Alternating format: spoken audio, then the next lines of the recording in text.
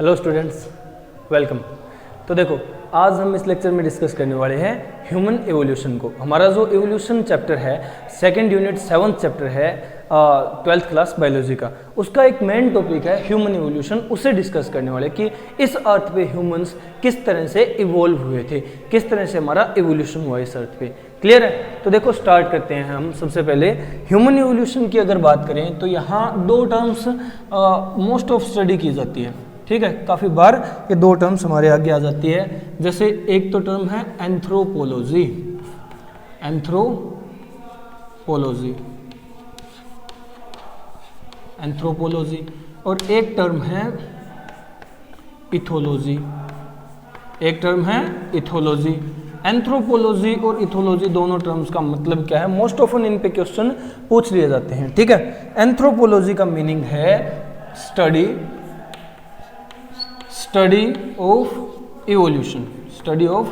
Evolution, evolution की study करना anthropology कहलाता है। क्लियर है? और इवोल्यूशन में अगर ह्यूमंस की स्टडी की जाए तो वो कहलाती है इथोलॉजी, यानी study of human behaviour,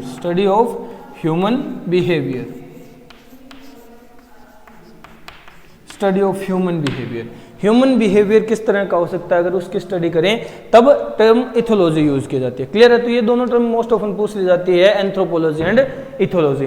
clear है? अब देखो, नेक्स्ट हम लोग स्टार्ट करें ह्यूमंस का इवोल्यूशन। तो ह्यूमंस का इवोल्यूशन कैसे हुआ, ये जानने के लिए हमें ये जानना पड़ेगा ना कि ह्यूमंस है कौन, हम किसे ह्यूमन कहते हैं, कैसे क्लासिफाई करते हैं ह्यूमंस को। तो पहले ह्यूमंस की क्लासिफिकेशन जाननी पड़ेगी। क्लियर है? तो हम स्टार्ट करते हैं ह्यूमंस की क्लासिफिकेशन से। हम लोग कौन हैं ये जानते हैं। क्लियर?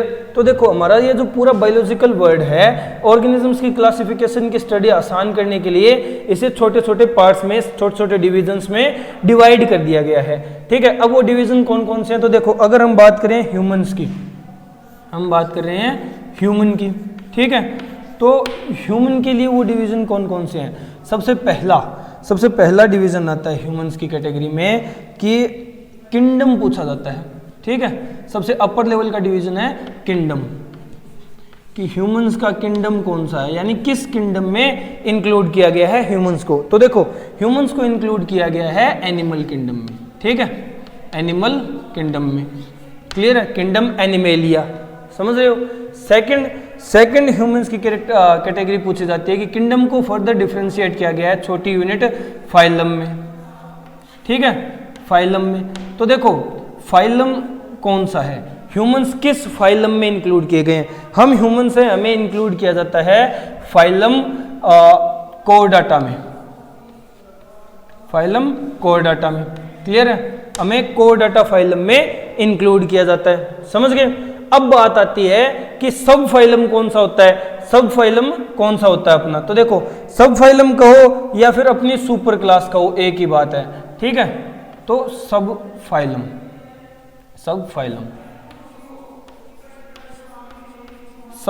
कहो या सुपर क्लास कहो, सब फाइलम अपना है टेट्रापोडा। ठीक है, टेट्रापोडा नहीं, सब फाइलम है अपनी वर्टिब्राटा, क्योंकि नोटोकॉर्ड वर्टिब्रल कॉलम में डेवलप हुई है। वर्टेब्राटा सब फाइलम है। क्लियर है? अब सब फाइलम के बाद फर्दर क्लासिफाई जब करने जाते हैं तो पूछा जाता है कि क्लास कौन सी है। अगर क्लास की बात करें तो पहले सुपर क्लास, क्लास से ऊपर वाली सुपर क्लास, हमारी सुपर क्लास कौन सी है? ठीक है, तो ह्यूमंस की सुपर क्लास है क्लास टेट्रापोडा। ठीक है, टेट्रापोडा।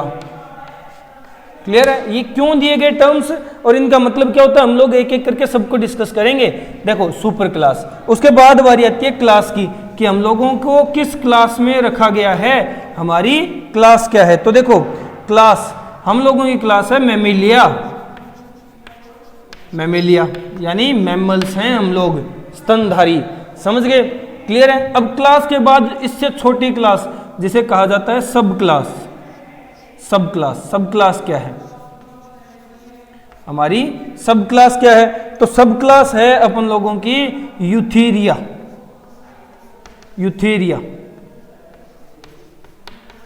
यूथेरियंस हैं हम लोग, सब क्लास के बेसिस पे हम लोग हैं यूथेरियंस। क्लियर है, समझ गए। फिर आता है अपना ऑर्डर कि हम लोग किस ऑर्डर में रखे गए हैं। ऑर्डर तो हमारा ऑर्डर है, हम इंक्लूड किए गए हैं ऑर्डर प्राइमेटा में। ठीक है, तो हम लोग प्राइमेट्स हैं, प्राइमेटा, समझ गए। प्राइमेटा ऑर्डर में इंक्लूड किए गए हम लोग प्राइमेट्स हैं, समझ गए। अब ऑर्डर के बाद पूछी जाती है फैमिली, ह्यूमंस की फैमिली कौन सी है, यानी किस फैमिली में रखा जाता है, फैमिली।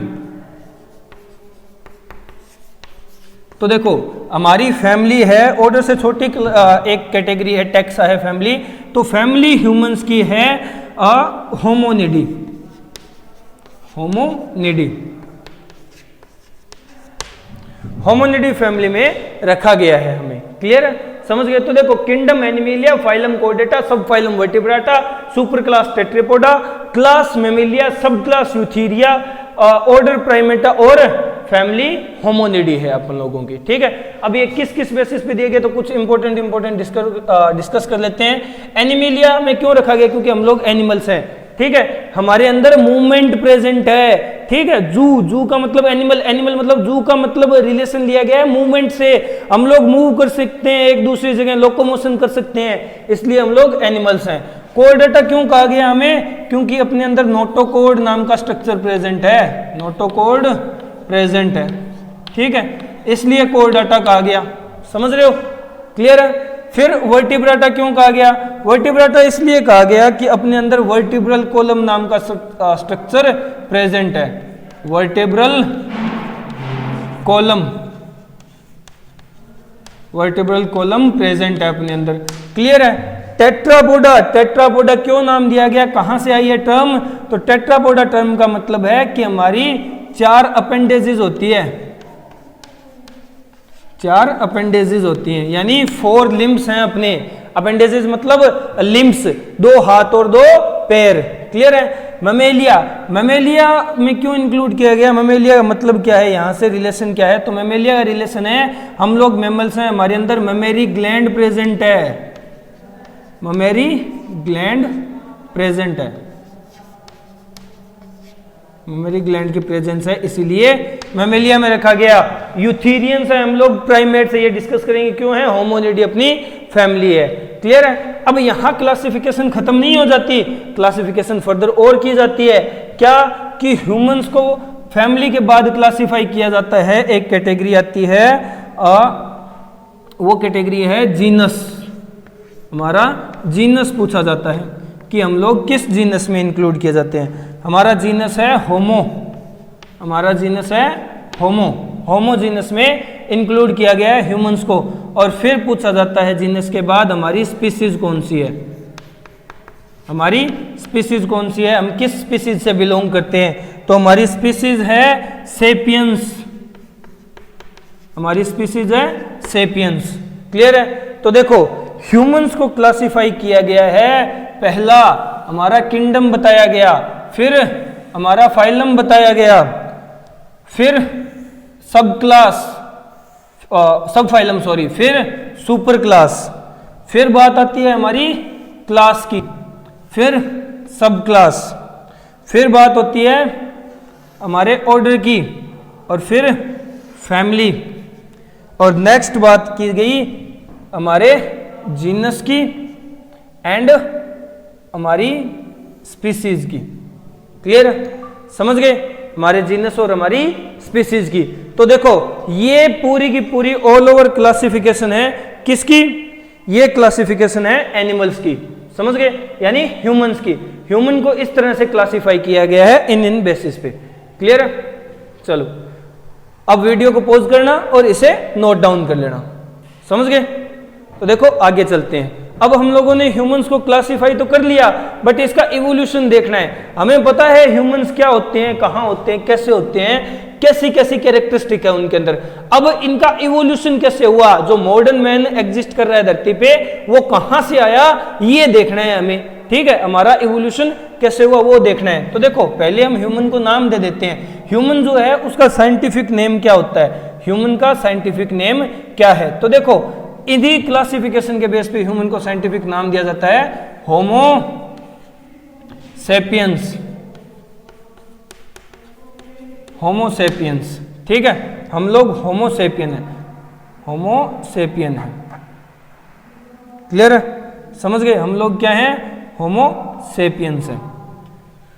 तो आजकल का जो मॉडर्न मैन या करंट जो मैन चल रहा है या एवोल्यूशन में हमारा जो करंट स्टेज है उसे क्या किया गया, क्या कहा जाता है, उसका साइंटिफिक नेम क्या है, उसका साइंटिफिक नेम है होमोसेपियंस। ये हैं अब के ह्यूमंस, ठीक है, जिसको इस तरह से क्लासिफाई किया गया है। समझ गए, वीडियो को पॉज करके नोट डाउन कर लेना, आगे चलते हैं हम लोग, क्लियर है। तो देखो ये बात हुई ह्यूमंस की, ह्यूमंस के क्लासिफिकेशन की। अब ह्यूमंस का इवोल्यूशन देखना है, अब ह्यूमंस का इवोल्यूशन देखना है। तो देखो किस तरह से इवोल्व हुए हैं, हम लोग किस क्लास से बिलोंग करते हैं। सबसे पहले बात करें तो हमारी क्लास है मैमेलिया, क्योंकि मैमेरी ग्लैंड प्रेजेंट है इसलिए। तो मैमेलिया क्लास किस तरह से इवोल्व हुई, हम यहाँ से स्टार्ट करते हैं, ठीक है। मैमेलिया क्लास की इवोल्यूशन कैसे हुई, यहाँ से स्टार्ट करते हैं। तो देखो मैमेलिया की इवोल्यूशन हुई है इससे पहले वाली क्लास रेप्टिलिया से, ठीक है, रेप्टिलिया, ठीक है। रेप्टिलिया से इवोल्व होकर के बने हैं मैमल्स, बने हैं मैमल्स, मैमेलिया, क्लियर है। और मैमेलिया की भी एक सब क्लास होती है जिसमें हम लोग आते हैं यूथीरिया, हम लोग हैं यूथीरियंस, यूथीरिया, यूथीरिया जो सब क्लास है, ठीक है, इसके अंदर किस मेंबर को इंक्लूड किया गया है, जहां से हमारी डेवलपमेंट देखी जाती है, हम लोग कैसे डेवलप हुए। पहली बात रेप्टाइल से डेवलप होकर के मैमल्स बने, मैमल्स में यूथीरियंस में हैं हम लोग यूथीरियंस हैं, यूथीरिया में काउंट किए जाते हैं। और देखो यूथीरियंस के अंदर भी हम लोगों का इवोल्यूशन स्टार्ट हुआ श्रू नाम के एक जीव से। श्रू जो होता है छोटा चूहे जैसा जीव होता है, चूहे से थोड़ा सा साइज में बड़ा, श्रू, ठीक है। श्रू को माना जाता है प्रिमिटिव मैमल, ठीक है। प्रिमिटिव के साथ साथ इसकी कैरेक्टरिस्टिक है कि ये सबसे छोटा है साइज में, smallest mammal, smallest mammal, smallest mammal है ये, ठीक है, क्लियर है, समझ गए। चलो श्रू से कैसे डेवलपमेंट हुई, तो देखो श्रू से डेवलपमेंट इस तरह से हुई कि श्रू दो टाइप का था, ठीक है, श्रू दो टाइप का था। दो टाइप का कौन सा, एक तो था एलिफेंट श्रू, एक तो था एलिफेंट श्रू, ठीक है, और एक था प्लांट ट्री श्रू, ट्री श्रू, बस नेमिंग ऐसी दी गई है एलिफेंट और ट्री श्रू। तो देखो यहां से हम लोग इवॉल्व हुए हैं ट्री श्रू से। ट्री श्रू सबसे पहला, ये सबसे फर्स्ट प्राइमेट है, क्योंकि क्लास के बाद डिस्कस किया जाता है ऑर्डर, तो ये है सबसे पहला प्राइमेट, फर्स्ट प्राइमेट है ये, फर्स्ट प्राइमेट है ट्री श्रू। यहां से प्राइमेटा ऑर्डर की शुरुआत हुई जिसमें हम लोग आते हैं। तो देखो रेप्टिलिया से शुरुआत हुई, ट्री श्रू पे आए, ट्री श्रू से फिर डेवलपमेंट होती है हमारी, समझ रहे हो। तो वीडियो को पॉज करके ये पॉइंट नोट डाउन कर लेना। अब हम लोग आगे चलते हैं, क्लियर है। तो देखो किस तरह से मैमिलिया के बाद सब क्लास बनी यूथीरिया, और यूथीरिया में प्राइमेटा ऑर्डर के ट्री श्रू से हम लोग डेवलप हुए हैं, क्लियर है। चलो आगे बात कर लेते हैं कि ट्री श्रू से हमारी डेवलपमेंट किस तरह से हुई है, ठीक है। तो ऑर्डर है प्राइमेटा, हम लोग आते हैं प्राइमेट्स में। ट्री श्रू जो प्राइमेटा का पहला मेंबर है, फर्स्ट प्राइमेट है, वहां से हमारी स्टार्टिंग हुई। तो देखो प्राइमेट्स में किस किस को इंक्लूड किया गया है। प्राइमेट्स को फर्दर क्लासिफाई करने के लिए दो टाइप्स में डिवाइड किया जाता है। एक टाइप के प्राइमेट्स को कहा जाता है प्रोसीमियंस, एक टाइप के प्राइमेट्स को कहा जाता है प्रोसीमियंस, प्रोसीमियंस, और सेकंड टाइप का प्राइमेट कहलाता है सीमियंस, सीमियंस। तो देखो प्रोसीमियंस में किस किस को इंक्लूड किया गया है। प्रोसीमियन जो ग्रुप है प्राइमेट्स का, उसमें किस ऑर्गेनिजम्स को इंक्लूड किया गया। तो प्रोसीमियंस में इंक्लूड किया गया है लेमूर, लोरिस, पूरा नाम सुनो, लोरिस, ठीक है, और टार्सियर, टार्सियर, ठीक है, लेमूर, लोरिस और टार्सियर को इंक्लूड किया गया प्रोसीमियंस में। फिर सीमियंस में किससे इंक्लूड किया गया? देखो इनमें तो हम लोग आए नहीं, ये जीव तो हम लोग हैं नहीं ह्यूमंस, तो ये क्लियर हो गया ना, हम लोग सीमियंस ग्रुप से हैं, प्राइमेटा ऑर्डर के सीमियन ग्रुप से हैं, ठीक है।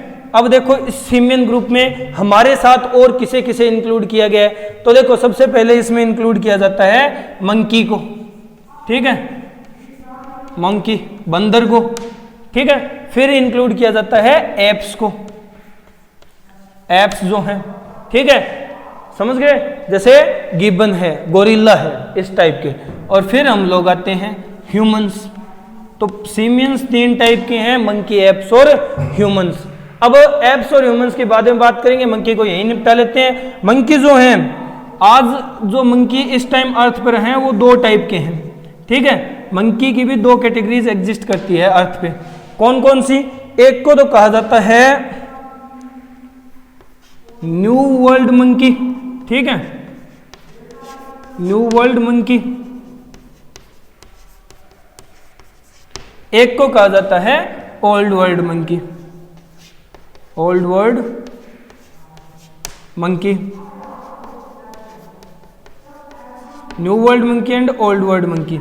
क्लियर है? अब बात कर लेते हैं दोनों में डिफरेंसेस की, कि किस तरह से न्यू वर्ल्ड मंकी डिफरेंशिएट है या डिफर करता है ओल्ड वर्ल्ड मंकी में, किन किन कैरेक्टरिस्टिक्स का डिफरेंस आता है। तो देखो सबसे पहले न्यू वर्ल्ड मंकी के अंदर टीथ, सबसे पहला डिफरेंस तो टीथ के नंबर का आता है। न्यू वर्ल्ड मंकी के अंदर टोटल 36 टीथ होते हैं, 36 दांत होते हैं, जबकि ओल्ड वर्ल्ड मंकी हमसे मिलता जुलता है, इसके अंदर टीथ होते हैं 32 ही, 32, ठीक है, 32 टीथ होते हैं। क्लियर? फर्स्ट डिफरेंस तो यही हो गया।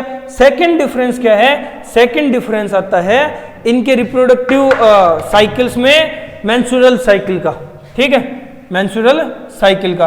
तो देखो अगर मैं बात करूं कि न्यू वर्ल्ड मंकी और ओल्ड वर्ल्ड मंकी में डिफरेंस क्या है, तो जो मेंस्ट्रुएशन साइकिल चलती है हमारे अंदर भी यानी ह्यूमंस में भी, वो न्यू वर्ल्ड मंकी में नहीं चलती।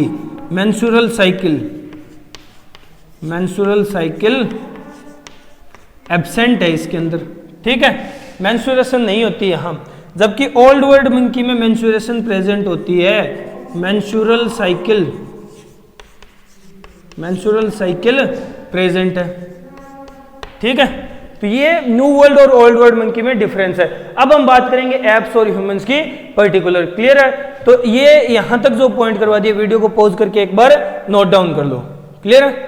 चलो अब आगे चलते हैं। ये बात हुई मंकी मंकी की। अब बात कर लेते हैं सीमियंस के 2 और मेंबर्स हैं, एप्स और ह्यूमंस। तो एप्स और ह्यूमंस की बात कर लेते हैं।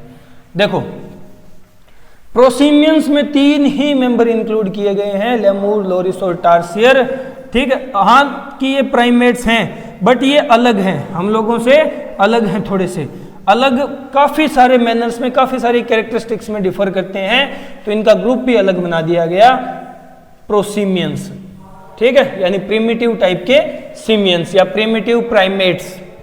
समझ रहे हो ना? अब देखो नेक्स्ट, एप्स और ह्यूमंस को क्लासिफाई करना है, एप्स और ह्यूमंस की बात करनी है। तो देखो हम सबसे पहले बात कर लेते हैं एप्स की, ठीक है, एप्स की। एप्स जो है ना, ये प्राइमेटा ऑर्डर के मेंबर हैं और इनकी फैमिली है, एप्स की फैमिली बताई जाती है, मैं ब्रैकेट में लिख देता हूं, कई बार पूछा गया है इस पे क्वेश्चन। इनकी फैमिली है पोंगोइडी, ठीक है, पोंगोइडी, पोंगोइडी फैमिली है एप्स की। क्लियर है? और एप्स टोटल कितने होते हैं हमारे इस संसार में? इस वक्त टोटल 4 तरह के एप्स, 4 कैटेगरी के एप्स प्रेजेंट है। मोबाइल वाले ऐप की बात नहीं कर रहा, वो एप्लीकेशन होती है APP, ये ऐप हैं, जानवर, ऑर्गेनिज्म है ये, ठीक है। कौन कौन से? सबसे पहले एक टाइप है गिबन की, ठीक है, गिबन है। सेकंड ओरेंगुटेन है, सेकंड ओरेंगुटेन है। थर्ड गोरिल्ला है, गोरिल्ला। और फोर्थ है चिंपैंजी,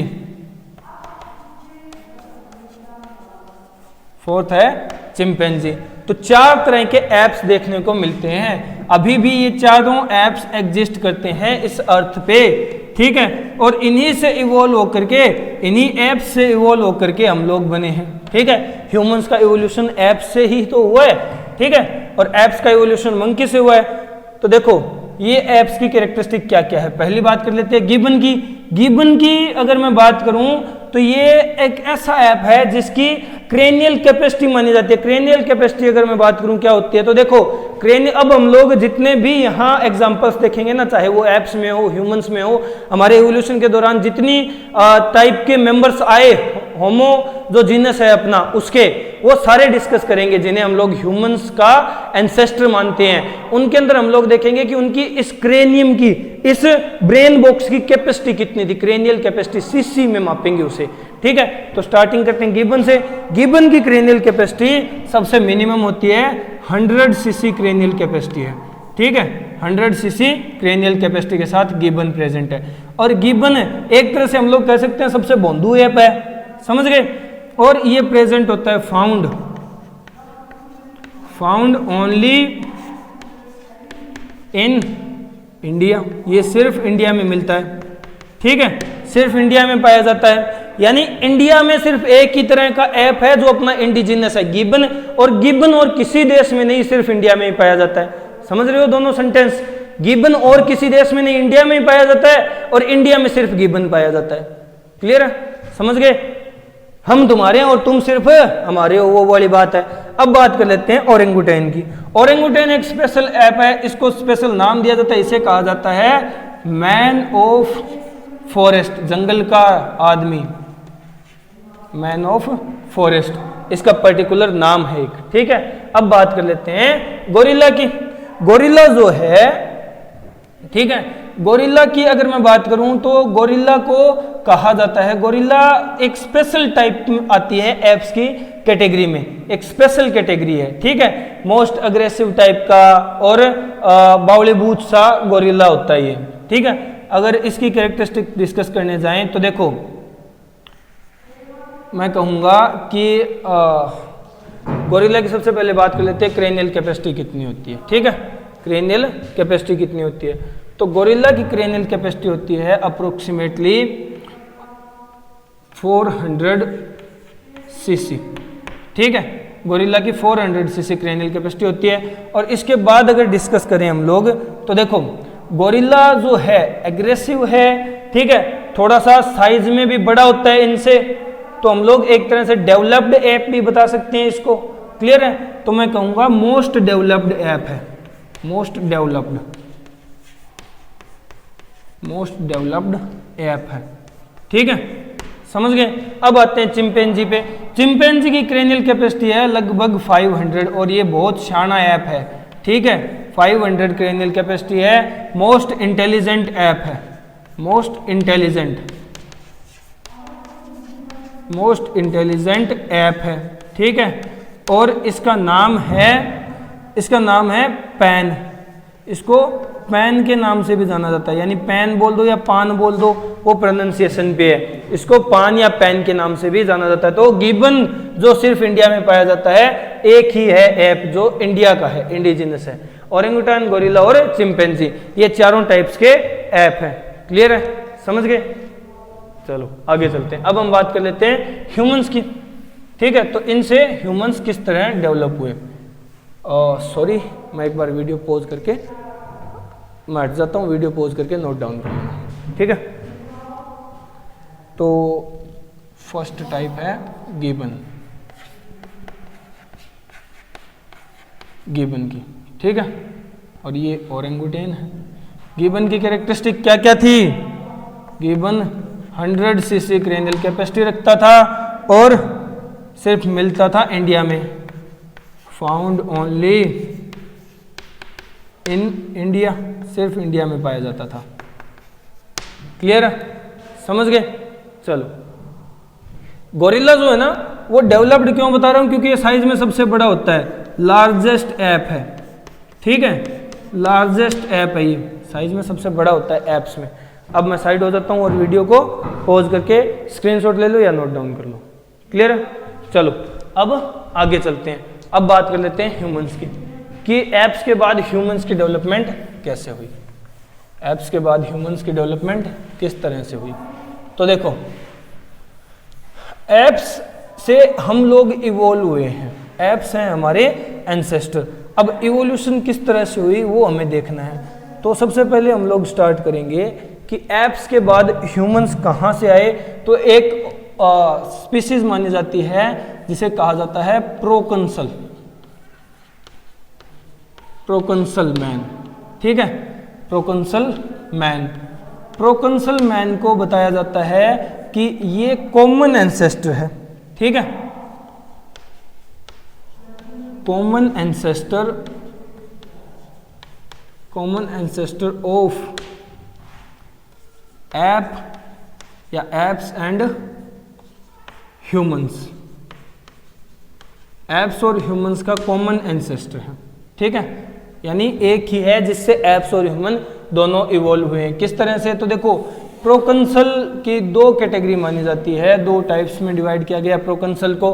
कौन कौन से, एक को तो बताया जाता है ड्रायोपिथेकस, ड्रायोपिथेकस, ड्रायोपिथेकस, और एक को बताया जाता है Ramapithecus, Ramapithecus, Dryopithecus and Ramapithecus. Ramapithecus को एक स्पेशल नाम भी दिया जाता है, इसे कहा जाता है शिवा, शिवापिथेकस। क्यों दिया गया वो हम लोग बात कर लेंगे, ठीक है, बट समझ लो कि इसका नाम शिवापिथेकस भी है। अब देखो दोनों में डिफरेंसेस क्या क्या है, प्रोकंसल की दो कैटेगरीज ड्रायो और रामापिथेकस में डिफरेंसेस क्या क्या है। तो देखो दोनों ही अप्रोक्सीमेटली 15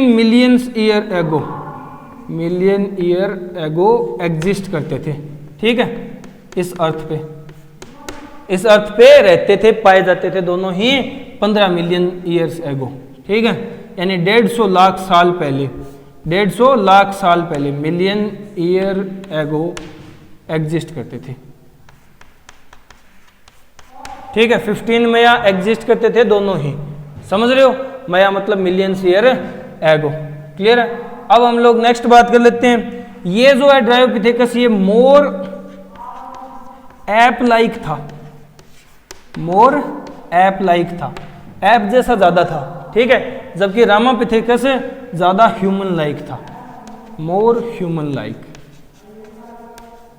आदमी जैसा, इंसान जैसा ज्यादा दिखता था ये, ठीक है, अपीयरेंस में। नेक्स्ट अगर मैं बात करूं तो इनकी बॉडी थिक हेयर से कवर्ड थी, thick hairs present on body पे थिक हेयर्स प्रेजेंट थे, जबकि इतने कोई थिक हेयर हमारे अंदर नहीं थे। तो हम लोग एक स्पेशल कैरेक्टरिस्टिक की बात कर लेते हैं, सॉरी हमारी नहीं, रामापिथेकस की एक स्पेशल कैरेक्टरिस्टिक की बात कर लेते हैं कि इसे शिवापिथेकस क्यों कहा जाता है।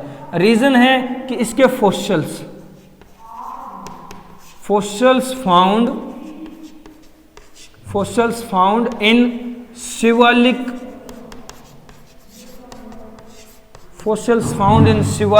हिल्स इन इंडिया के शिवालिक हिल्स में इसके कंकाल मिले थे, इसके फॉसिल्स मिले थे, ठीक है, इसलिए इसको नाम दे दिया गया शिवापिथेकस, ठीक है, इसलिए इसको नाम दे दिया गया शिवापिथेकस। ड्रायोपिथेकस और रामापिथेकस, ड्रायो जो मोर किस तरह एप लाइक था और ये ज्यादा ह्यूमन लाइक था, उसकी बॉडी थिक हेयर से कवर्ड थी, इसको इसके फॉसिल्स मिले थे शिवालिक की पहाड़ियों में, इंडिया में शिवालिक की पहाड़ियों में इसके फॉसिल मिले, इसलिए नाम शिवापिथेकस दे दिया गया, क्लियर है। दोनों ही एग्जिस्ट करते थे 15 मिलियन ईयर एगो इस अर्थ पे। इनके लास्ट लेक्चर में हम लोग डिस्कस कर चुके थे हमारे जो ह्यूमंस की इवोल्यूशन है, यानी हमारी जो इवोल्यूशन है उसके बारे में हम लोग कहाँ तक पहुँच चुके थे। हम लोगों ने देख लिया था कि ह्यूमंस और एप्स का एक कॉमन एंसेस्टर होता है प्रोकंसल मैन, जिससे रामापिथेकस और ड्रायोपिथेकस दो इवॉल्व हुए हैं, या दो उसके मेंबर्स हैं, प्रोकंसल मैन की दो टाइप्स हैं, ठीक है। ड्रायोपिथेकस ज़्यादातर एप लाइक था, मोर एप लाइक, और रामापिथेकस जिसे शिवापिथेकस भी कहा जाता है वो ज़्यादा ह्यूमन लाइक था। अब इससे आगे का पॉइंट डिस्कस करना है, क्लियर है। तो देखो इससे आगे हम लोग आते हैं एक बताया जाता है कि एक मेंबर और है, ठीक है, ह्यूमन इवोल्यूशन में एक और पार्टिसिपेंट आता है। देखो ये कौन है, इसका नाम है ऑस्ट्रेलियोपाइथिकस। इसे ऑस्ट्रेलियोपाइथिसस भी बोला जाता है, ऑस्ट्रेलियोपाइथिसस।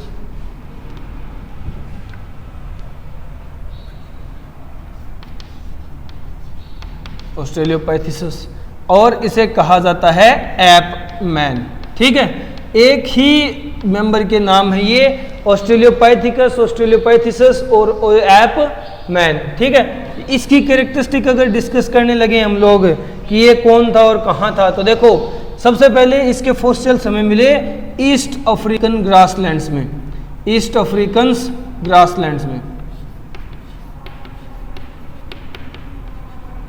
ईस्ट अफ्रीकन ग्रासलैंड, यानी ईस्ट अफ्रीका की जो हरी भूमियां, हरे मैदान है घास वाले, उनके अंदर इसके फॉसिल्स हमें सबसे ज्यादा मिले, ठीक है। नेक्स्ट इसकी हाइट, इसकी हाइट होती है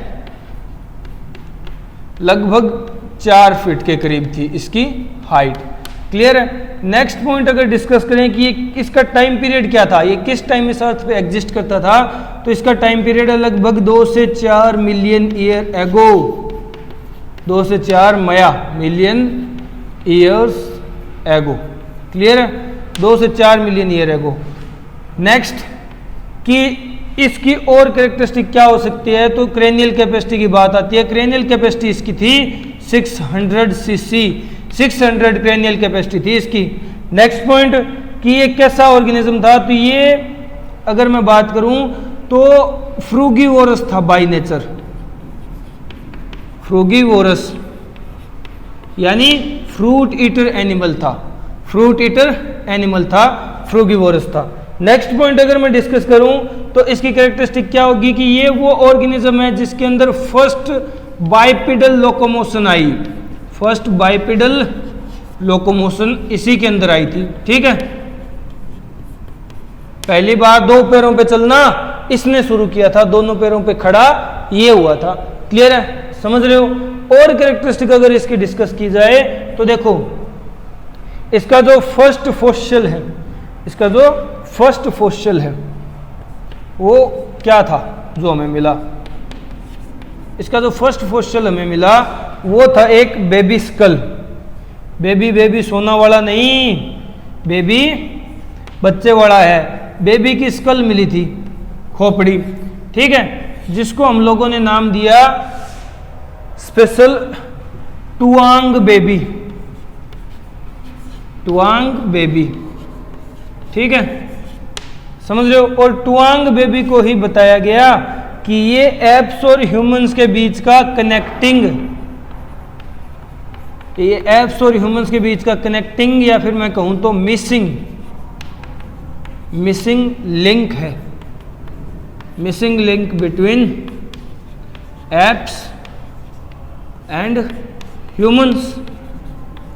तो एप्स और ह्यूमंस के बीच का कनेक्टिंग या मिसिंग लिंक है टुआंग बेबी, समझ गए, यानी ऑस्ट्रेलियोपाइथिकस,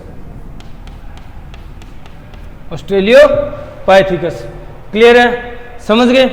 ये इसकी कैरेक्टरिस्टिक थी, ये इसकी कैरेक्टरिस्टिक थी, ये ऑस्ट्रेलियोपाइथिकस है। मैं साइड हो जाता हूं, वीडियो को पॉज करके पॉइंट्स नोट डाउन कर लेना, समझ रहे हो।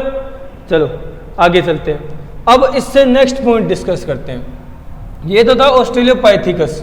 अब हम आते हैं, स्टार्ट करते हैं हमारे होमो जो जीनस है, हमारा जो जीनस है होमो, इसकी स्टार्टिंग करते हैं, ठीक है, समझ रहे हो।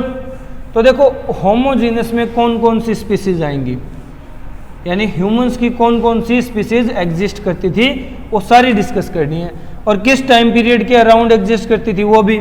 तो देखो ऑस्ट्रेलियोपाइथिकस सिर्फ एक कनेक्टिंग मिसिंग लिंक है ह्यूमंस और एप्स के बीच में।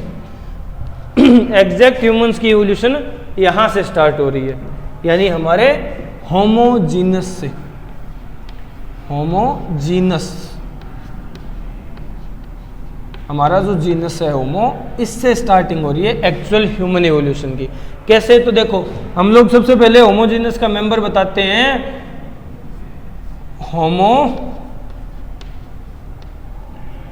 Homo habilis. होमो हैबिलिस ये सबसे पहला मेंबर है होमो जीनस का। क्लियर है? इसकी कैरेक्टरिस्टिक क्या क्या है? तो देखो होमो हैबिलिस जो है, होमो हैबिलिस जो ह्यूमन था सॉरी, तो इसकी कैरेक्टरिस्टिक है कि इसके पास 650 से 800 तक की क्रेनियल कैपेसिटी थी। इसकी क्रेनियल कैपेसिटी 650 से 800 सीसी के करीब थी।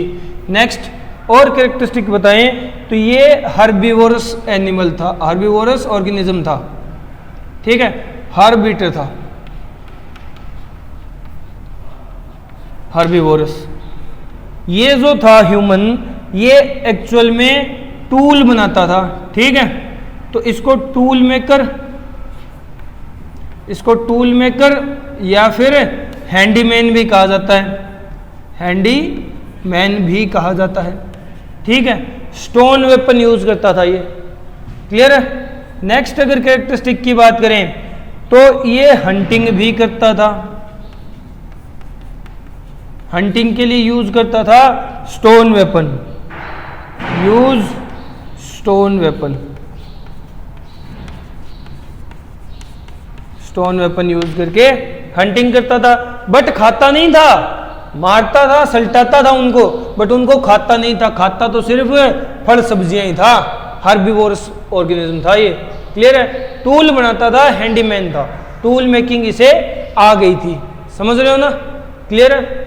चलो अब बात करते हैं नेक्स्ट पॉइंट। ये तो होमो हैबिलिस है जो होमोजीनस का फर्स्ट मेंबर है। वीडियो पॉज करके पॉइंट नोट डाउन कर लेना।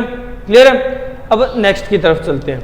नेक्स्ट जो मेंबर है हमारे होमोजीनस का, उसे डिस्कस कर लेते हैं। तो देखो पहले हम लोगों ने क्या किया कि प्रोकंसल जो मैन था, प्रोकंसल था, वो एक तरह से कॉमन एंसेस्टर था ह्यूमंस और एप्स का। उसके दो टाइप्स बने, Dryopithecus, Ramapithecus. Dryopithecus ape like, Ramapithecus human like. वो कैरेक्टरिस्टिक हम लोगों ने सारी डिस्कस कर ली। अब हम बात करें कि ह्यूमंस का इवोल्यूशन फिर स्टार्ट कैसे हुआ। तो देखो जो रामापिथिकस था उससे ह्यूमंस का इवोल्यूशन स्टार्ट हुआ, और कैसे हुआ कि उससे ऑस्ट्रेलियोपाइथिकस बने। ठीक है, उससे ऑस्ट्रेलियोपाइथिकस बने। ऑस्ट्रेलियोपाइथिकस को मिसिंग या कनेक्टिंग लिंक माना जाता है। उसके बाद ऑस्ट्रेलियोपाइथिकस में इवोल्यूशन होती गई, डेवलपमेंट होती गई, और जो ऑर्गेनिजम्स अपीयर हुए उन्हें हम लोग होमो जीनस में काउंट कर लेते हैं, हमारा जो जीनस है। और उसमें सबसे पहला मेंबर है होमो हैबिलिस। क्लियर है? अब नेक्स्ट की तरफ चलते हैं। ये तो हो गया होमो हैबिलिस। अब नेक्स्ट डिस्कस करते हैं कि नेक्स्ट कौन सा मेंबर होगा इसका। नेक्स्ट जो मेंबर है वो डिस्कस कर लेते हैं। ये तो फर्स्ट मेंबर था होमोजीनस का, होमो हैबिलिस। अब सेकंड मेंबर, होमोजीनस का सेकंड मेंबर, यानी इसे कहा जाता है होमो इरेक्टस। होमो इरेक्टस, देखो नाम से पता चल रहा है तुम्हें ये कैसा ऑर्गेनिज्म होगा। ये ऐसा ऑर्गेनिज्म होगा जिसके अंदर कंप्लीट इरेक्ट पोस्चर आ गया था। First time complete erect posture appear हुआ था। Complete erect posture, complete erect posture appear हुआ था इसी के अंदर। क्लियर है? फर्स्ट टाइम, इसलिए हम लोगों ने नाम दिया होमो इरेक्टस। पहली बार ये खड़ा हो गया था सीधा। समझ रहे हो? चलो होमो इरेक्टस। अब होमो इरेक्टस की कुछ स्पेसिफिकेशंस थी। क्या? कि ये कार्निवोरस था। ठीक है, कार्निवोरस था, कार्निवोरस था। और ये इतना बवाल आदमी था, इतना बवाल आदमी था कि ससुरे ने आग ही लगा डाली थी, यानी इन्वेंट कर दी थी फायर। आग की खोज कर ली थी इसने, फायर इन्वेंट कर ली थी। और फायर का फिर ये यूज करता था। ठीक है, किन किन कामों में यूज करता था? तो देखो आग का ये प्रयोग करता था प्रोटेक्शन में, प्रोटेक्शन में। अबे प्रोटेक्शन का मतलब सुरक्षा होता है। ठीक है, तो प्रोटेक्शन में, हंटिंग में भी यूज करता था। हंटिंग में भी यूज करता था, और फिर हंटिंग करने के बाद उनको पकाने में भी यूज करता था, कुकिंग में भी यूज करता था फायर को। तो ससुरे ने आग ये लगा डाली थी। ठीक है, क्लियर है। नेक्स्ट पॉइंट अगर डिस्कस करें तो इसकी एक स्पेशल कैरेक्टरिस्टिक हमारे सामने आती है कि ये शो करता था कैनाबिलिज्म। कैनाबिलिज्म, कैनाबिलिज्म क्या होता है? ससुरा इतना नालायक आदमी था कि खुद ही की स्पीसीज को सल्टा देता था। मतलब कैनाबिलिज्म का मतलब होता है फीडिंग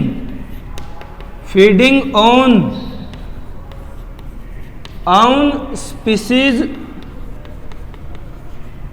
मेंबर, खुद की ही प्रजाति के जीवों को सल्टा देता था, उनको खा जाता था। ठीक है, देखो क्या होता है, ये जो कुतेड़ और बिल्लियां ये होती है ना, ये क्या करती है, एक साथ काफी सारी मैन्युफैक्चरिंग कर देते हैं, मतलब प्रोडक्ट कई पैदा होते हैं, छोटे छोटे। अब इतने प्रोडक्ट पैदा करेगी तो थक जाएगी, एनर्जी लॉस होगी, भूख लगेगी, कुछ मिलेगा नहीं तो खुद ही के बच्चों को खाने लग जाएगी। ठीक है, यही ये करते थे कैनाबिलिज्म। खुद के ही प्रजाति के आदमी को एक इंसान ने दूसरे को मारा और खा गया, छोड़ा ही नहीं। ठीक है, तो ये शो करता था, ये इसकी स्पेशल कैरेक्टरिस्टिक है होमो इरेक्टस की। ठीक है, अब होमो इरेक्टस जो थे इस टाइम पीरियड में ये कई तरह के थे। ठीक है, कई तरह के होमो इरेक्टस थे। होमो इरेक्टस की कई टाइप्स डिस्कस की जाती है। वो है कि इनकी जगह, ये जिस जगह रहते थे इनकी हैबिटेट के बेस पे अलग अलग टाइप्स बन गई। पहली बात कि इनका टाइम पीरियड क्या था, तो इनका टाइम पीरियड था लगभग 1.5 मिलियन ईयर एगो। ठीक है, 1.5 मिलियन ईयर एगो, समझ रहे हो, 150 लाख साल पहले। ठीक है, सॉरी 150 क्या, 15 लाख साल पहले, 15 मिलियन ईयर एगो। ठीक है, 1.5 मिलियन ईयर एगो, 15 लाख साल पहले। चलो, ये होमो इरेक्टस है। अब होमो इरेक्टस की टाइप्स डिस्कस कर लेते हैं। अरे ये पॉइंट नोट डाउन कर लो तुम लोग, चाहे स्क्रीनशॉट ले लो। 1.5 मिलियन ईयर एगो, चलो स्क्रीनशॉट लो, वीडियो को पॉज करके नोट डाउन कर लो। अब आगे के पॉइंट डिस्कस करते हैं नेक्स्ट। तो देखो नेक्स्ट पॉइंट क्या होगा, अब हमें देखनी है होमो इरेक्टस की टाइप्स। होमो इरेक्टस की टाइप्स, तो देखो होमो इरेक्टस किस किस टाइप का था, कहाँ कहाँ रहता था, इसी बेसिस पे अलग अलग टाइप बन गई। तो बात कर लेते हैं इसके टाइप्स की। होमो इरेक्टस ऑल ओवर 3 टाइप्स का था। ठीक है, 3 अलग अलग जगह मिलता था। इस वजह से कौन कौन सा, एक को तो कहा जाता है जावा मैन। ठीक है, जावा मैन। एक को कहा जाता है पैकिंग मैन, क्लियर है, और एक को कहा जाता है हैडलबर्ग मैन। ठीक है, तो 3 तरह का होमो इरेक्टस था। अब किस किस जगह प्रेजेंट थे, यही तो मेन डिफरेंस है इनके अंदर की, ये किस किस जगह प्रेजेंट थे, जावा, पैकिंग और हैडलबर्ग। तो देखो जावा जो था वो जावा सुमात्रा यानी इंडोनेशिया में एक जगह है ना जावा सुमात्रा, इंडोनेशिया में पाया जाता था। ठीक है, इसलिए नाम दे दिया जावा मैन। पैकिंग मैन ये थोड़ा चलने वाला माल यानी चाइनीज माल था, चाइना में रहता था। ठीक है, और हैडलबर्ग ये हिटलर का ही भाई था यानी जर्मनी का था, जर्मन था ये। ठीक है, तो देखो जावा, पैकिंग और हैडलबर्ग। अब बात कर लेते हैं इनकी क्रेनियल कैपेसिटी की, क्योंकि वही इंपॉर्टेंट है। तो जावा की क्रेनियल कैपेसिटी लगभग 900 सीसी थी। ठीक है, 900 क्रेनियल कैपेसिटी थी, जबकि पैकिंग की क्रेनियल कैपेसिटी बढ़ करके 1100 होगी। ठीक है, 1100 क्रेनियल कैपेसिटी, 1100 सीसी का था ये। नेक्स्ट हैडलबर्ग 1300 सीसी का था, 1300 सीसी इसकी क्रेनियल कैपेसिटी थी, 1300 के अराउंड। क्लियर है, समझ रहे हो। चलो ये पॉइंट हुए कि जगह और क्रेनियल कैपेसिटी। अब एक स्पेशल पॉइंट डिस्कस किया जाता है अपने चाइनीज माल के लिए कि देखो पूछा भी गया क्वेश्चन है कि इनमें से सबसे पहले कौन सा आया या सबसे लास्ट कौन सा आया और सबसे पहले चला कौन सा गया। तो देखो सबसे पहले जो भी आया वो सबसे लास्ट आने वाले का इंपॉर्टेंस है कि सबसे लास्ट में अपीयरेंस किसकी हुई थी, तो ये सबसे लास्ट आया था, ठीक है, सबसे लास्ट में बना था चाइनीज माल और सबसे पहले चल बसा, ठीक है, सबसे पहले चल बसा। बहुत कम चलते हैं ना एक्सटिंक्ट माल, चाइनीज माल, तो ये एक्सटिंक्ट हो गया, एक्सटिंक्ट हो गया सबसे पहले, ठीक है।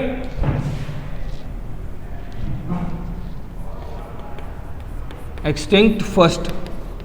तो देखो चाइनीज माल था, सबसे लास्ट में तो बना, मतलब आया, अपीयरेंस हुई और सबसे पहले चल बसा, ठीक है। कम फर्स्ट, कम लास्ट और एक्सटिंक्ट फर्स्ट, क्लियर है। तो ये तीन तरह के होमो इरेक्टस थे। जल्दी से वीडियो पॉज करके नोट डाउन कर लो, हो गया। चलो अब आगे डिस्कस करते हैं। ये होमोजीनस का सेकंड मेंबर होमो इरेक्टस था। अब होमोजीनस के थर्ड मेंबर की तरफ चलते हैं जो कि खुद हम लोग हैं, यानी होमो सेपियंस है। होमो सेपियंस को डिस्कस करते हैं। तो देखो होमो सेपियंस की कैरेक्टरिस्टिक क्या होगी और कितने टाइप के होते हैं होमो सेपियंस, इसके लिए हमें थोड़ी सी जगह एक्स्ट्रा चाहिए। तो हम बात कर रहे हैं होमो सेपियंस की। होमो सेपियंस जो हैं, जो थर्ड टाइप है होमोजीनस में, ये तीन तरह का है।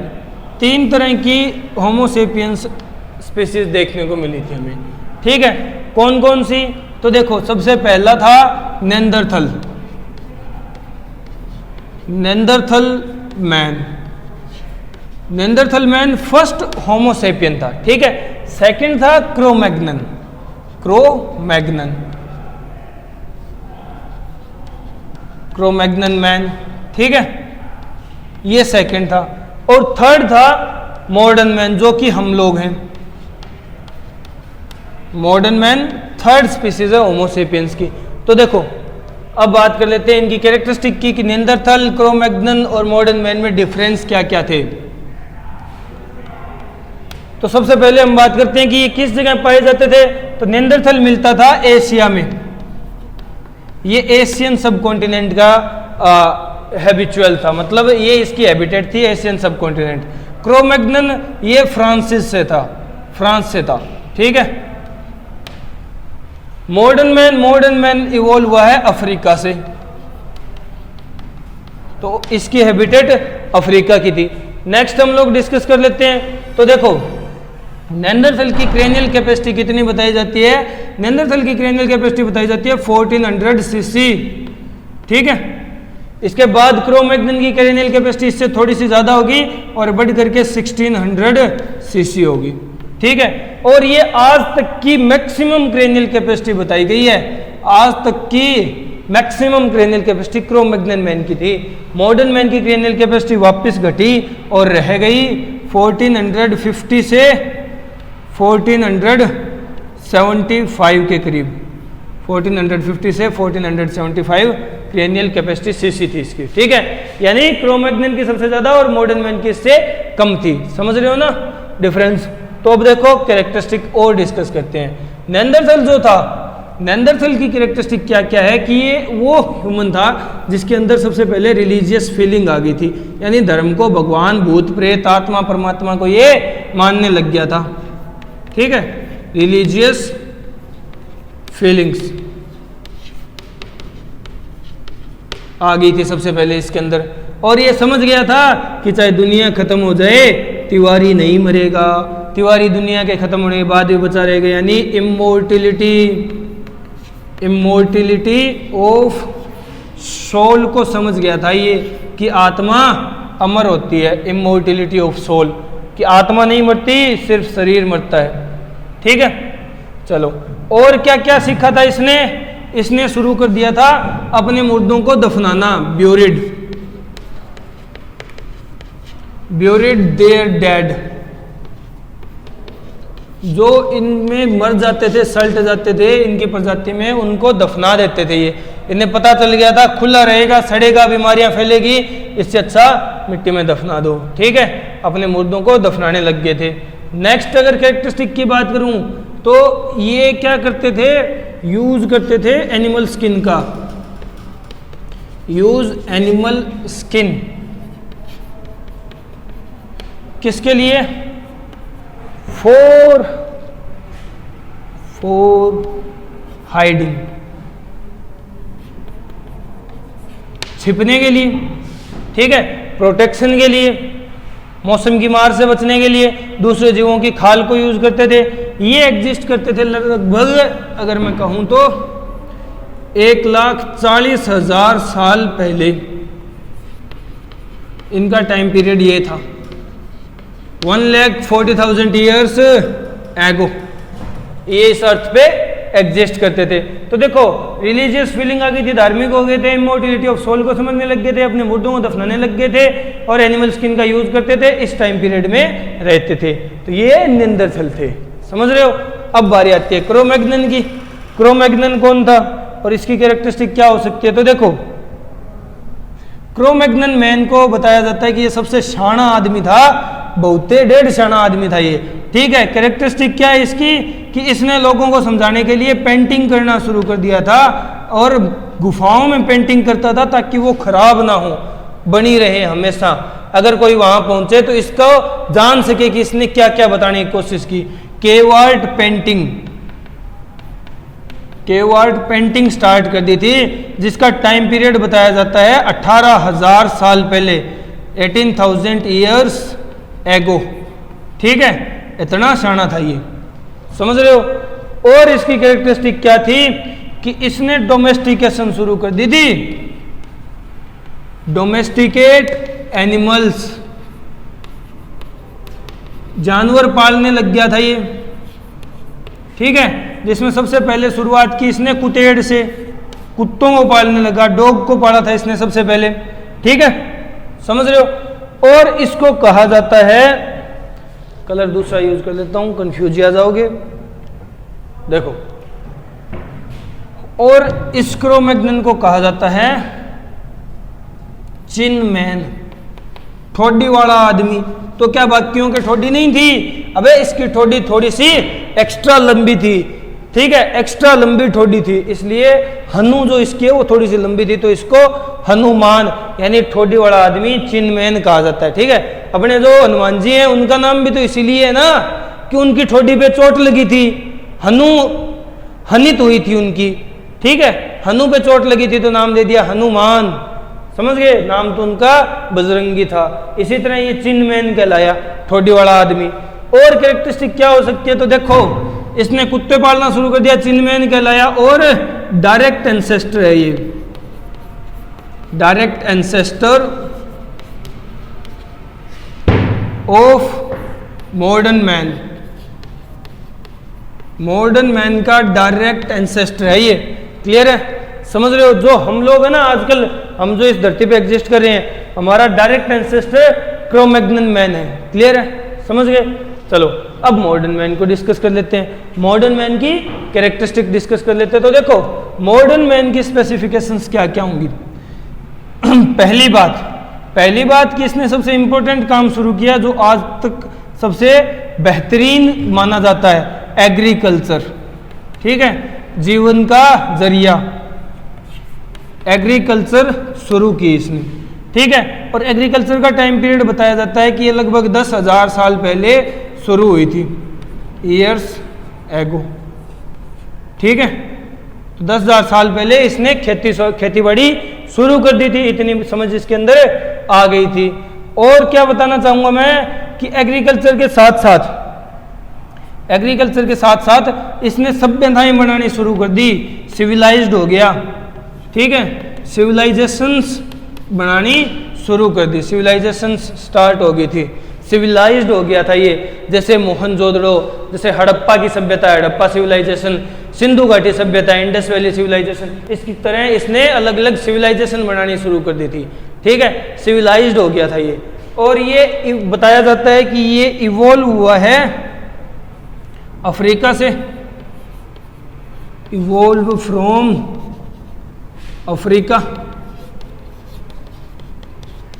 अफ्रीका से इवॉल्व हुआ। ऐसा काहे कहा जाता है कि ये अफ्रीका से इवॉल्व हुआ था? ऐसा इसलिए कहा जाता है कि अफ्रीका में इसके सबसे ज़्यादा फॉसिल्स मिले हैं, सबसे ज़्यादा कंकाल अफ्रीका में मिले हैं, इसके मैक्सिमम फॉसिल्स, इसलिए कहा जाता है कि ये अफ्रीका से आया है। समझ रहे हो? तो देखो, नेंडरथल, क्रो-मैग्नन, मॉडर्न मैन, 3 होमोसेपियंस के टाइप्स हैं। होमोसेपियंस जो स्पीसीज है होमोजीनस की, वो 3 टाइप की थी। ठीक है, नेंडरथल, क्रो-मैग्नन और मॉडर्न मैन। नेंडरथल एशिया में, क्रो-मैग्नन फ्रांस में, मॉडर्न मैन अफ्रीका में था। क्रेनियल कैपेसिटी 1400-1600 और उसकी घट करके 1450 से 1500 रह गई, यानी 1450 टू 1475। क्लियर है? समझ रहे हो? नेक्स्ट कि इसके अंदर रिलीजियस फीलिंग आ गई थी, ये आत्मा परमात्मा भगवान भूत प्रेत लहसुन वगैरह को मानने लग गया था। नेक्स्ट, इमोर्टिलिटी ऑफ सोल को समझ गया था, तिवारी नहीं मरेगा चाहे दुनिया खत्म हो जाए, वो वाली बात है। अपने मुर्दों को दफनाने लग गया था जिनको बाद में उखाड़ा जा सके। ठीक है, गड़े मुर्दे उखाड़ना जिसे कहते हो। और एनिमल्स की स्किन यूज करता था हाइडिंग, छिपने के लिए, प्रोटेक्शन के लिए, और 1,40,000 साल पहले इस धरती पे रहता था। ये नेंडरथल था। अब बात आती है क्रो-मैग्नन की। क्रो-मैग्नन फ्रांस में था, 1600 सीसी, सबसे शाना, डेढ़ शाना आदमी था ये। ठीक है, इसने केव आर्ट पेंटिंग स्टार्ट किया 18,000 साल पहले, टाइम पीरियड बताया जाता है। कुत्ते पालना शुरू कर दिया था, कुत्तों के साथ साथ और भी लोगों को पालना, और भी जानवरों को पालना शुरू कर दिया था। हनुमान, चिनमैन कहा जाता है, इसने छोटी वाला आदमी डायरेक्ट एंसेस्टर है मॉडर्न मैन का।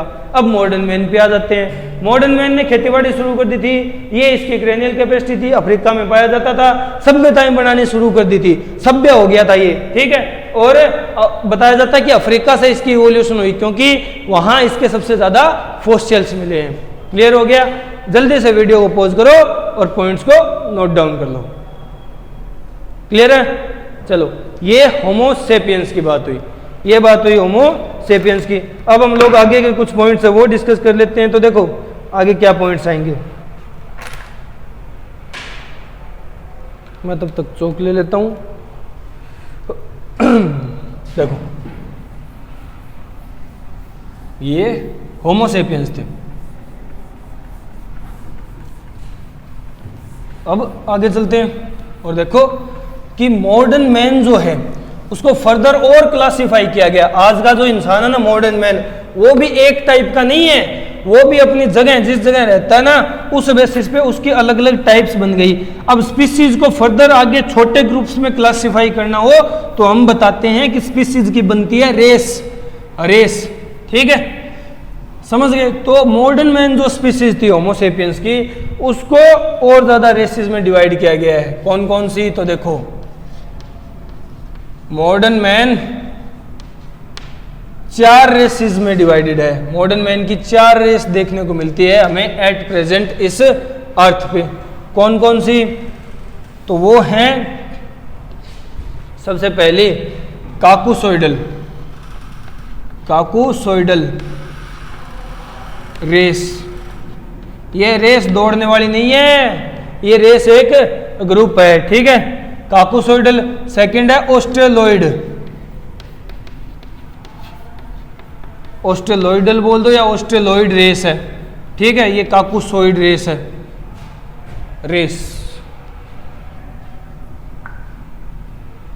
नेक्स्ट थर्ड है मोंगोलोइड रेस।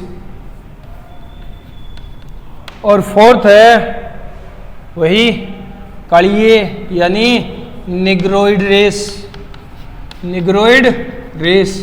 तो देखो, काकुसोइड, ऑस्ट्रेलोइड, मोंगोलोइड और निग्रोइड, ये इनकी मॉर्फोलॉजी के बेसिस पे और जिस हैबिटेट में रहते हैं उसके बेसिस पे अलग अलग रेस बनी हुई है। अब कैरेक्टरिस्टिक क्या क्या होगी? देखो, काकुसोइड में वही आएंगे भूरे भूरे आदमी, यानी हम लोग इंडियंस आएंगे, और कुछ कतई जहर जो धोले होते हैं सफेद, यानी अमेरिकन्स और इंग्लैंड वाले, ये सारे आएंगे। ठीक है, ऑस्ट्रेलोइड्स नाम से ही पता चल रहा है कि ससुरे कंगारू आएंगे, ऑस्ट्रेलियंस। ऑस्ट्रेलियंस ऑस्ट्रेलॉइड रेस में आते हैं। और मंगोलॉइड, मंगोल, वो आलू जैसी शक्ल वाले, चिबे चिबे ठीकरे से मुंह वाले, यानी चाइनीज, चाइना वाले, ठीक है। और जापान वाले जिनका तेल मशहूर है, चाइना और जापान वाले मंगोलॉइड रेस में आते हैं, ठीक है। अब निग्रोइड में ससुरे कलिए आएंगे, ये जो अपने साउथ अफ्रीकन्स होते हैं, साउथ अफ्रीका वाले और वेस्ट इंडीज वाले, वेस्ट इंडीज, क्लियर है। तो देखो ये 4 रेसेस में डिवाइड है। 4 रेसेस में कौन कौन आते हैं? काकुसोइडल या काकुसोइड रेस में इंडियन, अमेरिकन और इंग्लिश, ऑस्ट्रेलॉइड में ऑस्ट्रेलियंस, मंगोलॉइड में चाइना और जापान वाले, और निग्रोइड में साउथ अफ्रीकन्स, वेस्ट इंडीज वाले आएंगे, ठीक है। ये 4 तरह की रेस बनी हुई है, समझ रहे हो। तो वीडियो को यहीं पॉज करो और नोट डाउन कर लो, क्लियर है। मैं साइड हो जाता हूँ, स्क्रीनशॉट ले लो या वीडियो को पॉज करके नोट डाउन करो। ह्यूमन इवोल्यूशन के लास्ट लेक्चर में हम लोग डिस्कस कर चुके थे, कहाँ तक कि ह्यूमंस की इवोल्यूशन कैसे हुई थी, और एट लास्ट मॉडर्न जो मैन है वो उसकी कैरेक्टरिस्टिक स्टडी कर ली और उसकी 4 रेसेस डिस्कस कर चुके हैं हम लोग। अब आज इस लेक्चर में जो हम लोग पढ़ने वाले हैं वो पहले तो हम कंपेयर करेंगे ह्यूमंस और एप्स को, उनकी सिमिलरिटीज और डिसिमिलरिटीज के बेसिस पे। फिर हम देखेंगे कि पूरे इवोल्यूशनरी टाइम पीरियड को कैसे डिवाइड किया गया है, कैसे इजी किया गया है स्टडी करने के लिए, कि एक टाइम स्केल बनाया गया जैसे जियोलॉजिकल टाइम स्केल कहा जाता है, क्लियर है। उस जियोलॉजिकल टाइम स्केल की स्टडी करेंगे। तो हम स्टार्ट करते हैं सबसे पहले डिफरेंशिएशन। हम डिफरेंशिएट करने वाले हैं एप्स और ह्यूमंस के बीच में, एप्स एंड ह्यूमंस के बीच में। तो देखो कौन कौन सी कैरेक्टरिस्टिक सिमिलर होगी और कौन कौन सी कैरेक्टरिस्टिक डिफरेंट होगी। तो देखो एप्स और ह्यूमंस में पहला डिफरेंस तो यही है कि एप्स का जो पोस्चर होता है वो सेमी इरेक्ट होता है, झुके हुए कोडे कोडे से चलते हैं, सेमी इरेक्ट पोस्चर, जबकि ह्यूमंस का पोस्चर कंप्लीट इरेक्ट है, ठीक है, complete erect posture, complete erect posture, समझ गए। चलो नेक्स्ट अगर मैं बात करूं तो देखो एप्स जो हैं उनके अंदर जो हिंड लिम्ब होते हैं और फोर लिम्ब होते हैं उनमें डिफरेंस क्या है। हिंड लिम्ब यानी उनके पैर और उनके फोर लिम्ब, हिंड लिम्ब और फोर लिम्ब। तो देखो एप्स के अंदर कंपैरेटिवली हिंड लिम्ब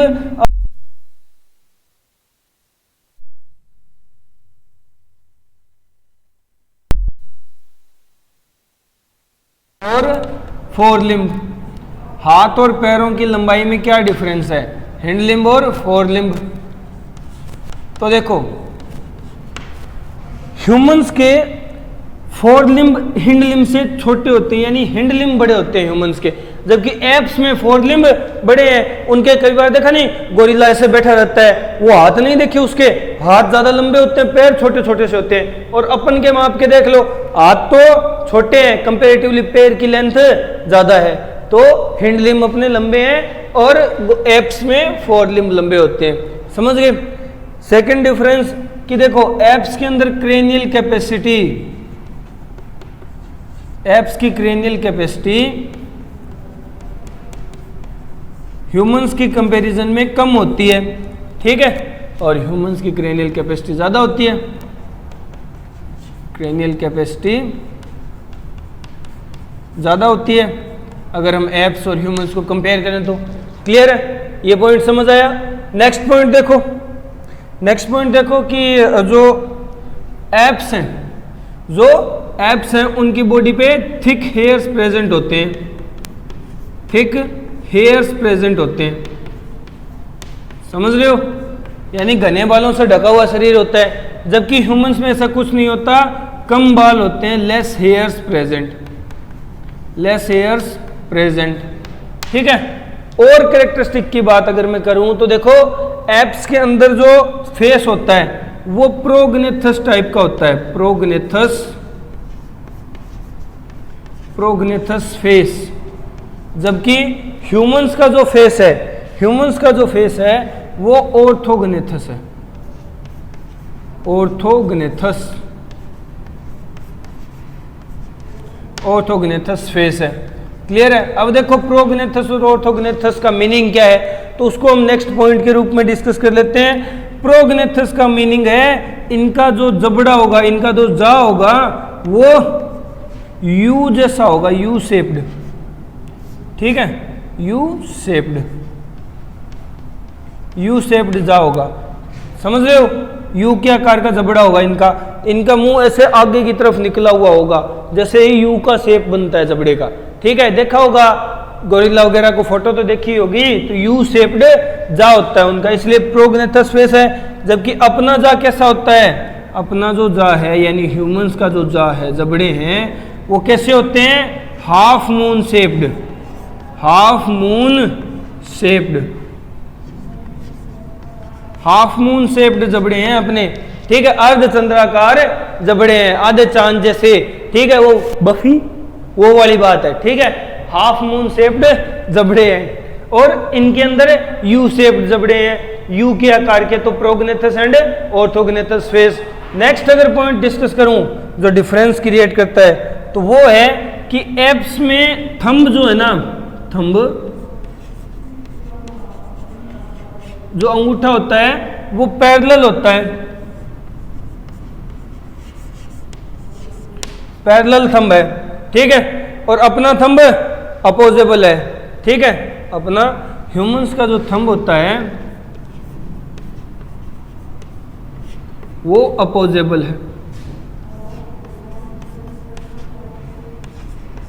यानी उल्टा चलता है। अगर तू इस साइड जाएगा तो मैं इस साइड जाऊंगा। ठीक है, समझ रहे? तो अपोजेबल यानी परपेंडिकुलर थंब है, समझ रहे हो? क्लियर है? इनका तो थंब होता है जैसे उंगलियां हैं इसी की तरह, समझ गए? और अपना थंब ऐसे होता है। क्लियर है? पैरेलल और अपोजेबल, ये कुछ कैरेक्टरिस्टिक्स हुई एप्स और ह्यूमंस के बीच की। तो पॉइंट्स को नोट डाउन कर लो वीडियो को पॉज करके, और हम नेक्स्ट और कैरेक्टरिस्टिक और डिफरेंसेस डिस्कस कर लेते हैं। तो देखो एप्स और ह्यूमंस में ये बेसिक डिफरेंस है। पहली बात, एप्स का पोस्चर जो है वो सेमी इरेक्ट होता है, वो कोडे कोडे से झुक के रहते हैं। ठीक है, जबकि ह्यूमंस का लंबर कर्व आने के कारण पोस्चर कंप्लीटली इरेक्ट हो गया था। सेकंड, इनके फोर लिम्ब बड़े होते हैं हिंड लिम्ब की बजाय, और ह्यूमंस में हिंड लिम्ब यानी पैर बड़े होते हैं फोर लिम्ब्स की बजाय। नेक्स्ट, इनकी क्रेनियल कैपेसिटी कम होती है, हम लोगों ने देखा था ना 100 से 500 तक की हो पाई थी, जबकि ह्यूमंस की क्रेनियल कैपेसिटी 1600 तक थी, यानी होमो सेपियंस की 1600 क्रेनियल कैपेसिटी थी। ठीक है, 1600 तक। थिक हेयर्स प्रेजेंट होते हैं बॉडी पे, और बॉडी पे कम हेयर प्रेजेंट होते हैं। प्रोगनेथस फेस है यानी जा यू शेप्ड है, और जा मुंह हाफ मून शेप्ड होने के कारण ऑर्थोगनेथस फेस हो गया। नेक्स्ट, इनका जो थंब है वो पैरेलली अरेंज होता है, और अपना जो थंब है वो अपोजिट साइड यानी परपेंडिकुलरली अरेंज होता है, अपोजेबल थंब होता है। क्लियर है? समझ गए? तो देखो नेक्स्ट पॉइंट डिस्कस करते हैं।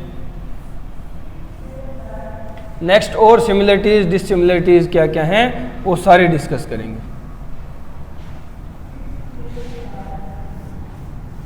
एप्स और ह्यूमंस कौन कौन सी तो सिमिलरिटी शो करते हैं, क्योंकि एप्स एंसेस्टर माने जाते हैं ह्यूमंस के। ठीक है, ह्यूमन के एंसेस्टर हैं एप्स। तो अपने एंसेस्टर से हम लोगों के अंदर कौन कौन से सिमिलरिटीज अभी भी हैं और कौन कौन सी डिससिमिलरिटीज क्रिएट हुई हैं वो देखना है। तो देखो नेक्स्ट पॉइंट, एप्स के अंदर ABO ब्लड ग्रुपिंग का सिस्टम चलता है। ठीक है, ABO ब्लड ग्रुपिंग का, ABO ब्लड ग्रुपिंग प्रेजेंट है, और वहीं ह्यूमंस के अंदर भी ABO ब्लड ग्रुपिंग ही प्रेजेंट है, ABO ब्लड ग्रुपिंग ही प्रेजेंट है।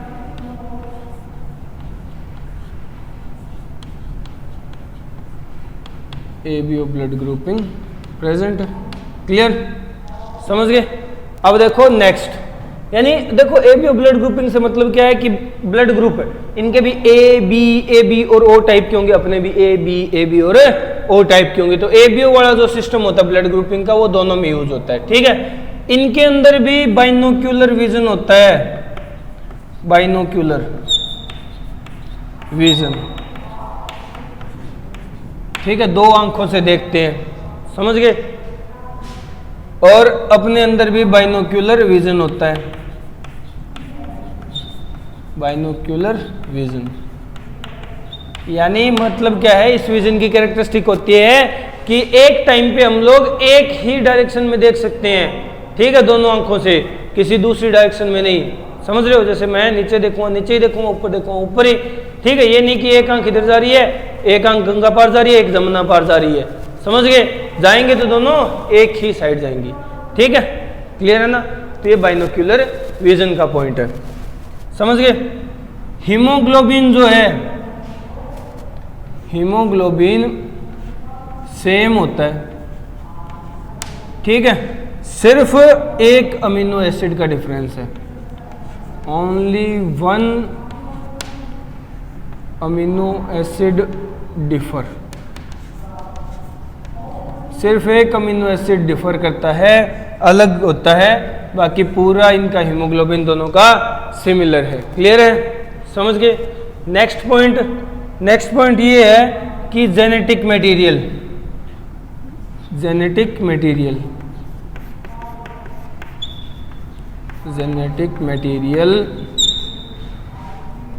is almost 99% सिमिलर है, is almost सिमिलर। और तो और जो थर्ड एंड फोर्थ क्रोमोसोम है, third and fourth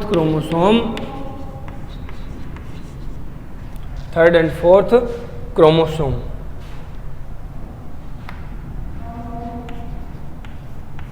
shows same bending pattern,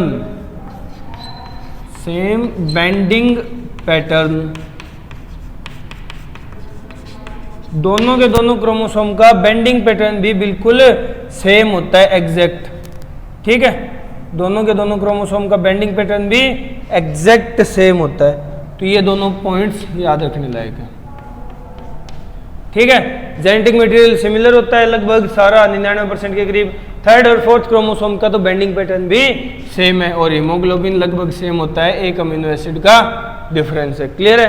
तो ये डिफरेंसेस हुए किस किस के बीच में, एप्स और ह्यूमंस के बीच में। डिफरेंसेस और सिमिलरिटीज दोनों ही देख ली। और अगर पॉइंट बनाना चाहो तो तुम लोग बना सकते हो कि एप्स और ह्यूमंस में दोनों में ही टेल नहीं होती, टेल एब्सेंट होती है, पूंछ नहीं होते दोनों के पास, टेल एब्सेंट है, दोनों ही बिना पूंछ वाले जीव हैं, क्लियर है, समझ गए। चलो ये एप्स और ह्यूमंस के लास्ट कुछ पॉइंट्स थे, सिमिलरिटीज और डिसिमिलरिटीज शो करने वाले। अब आगे चलते हैं, यहाँ ये डिफ्रेंसिएशन होता है ख़त्म। अब हम बात करते हैं जियोलॉजिकल टाइम स्केल की।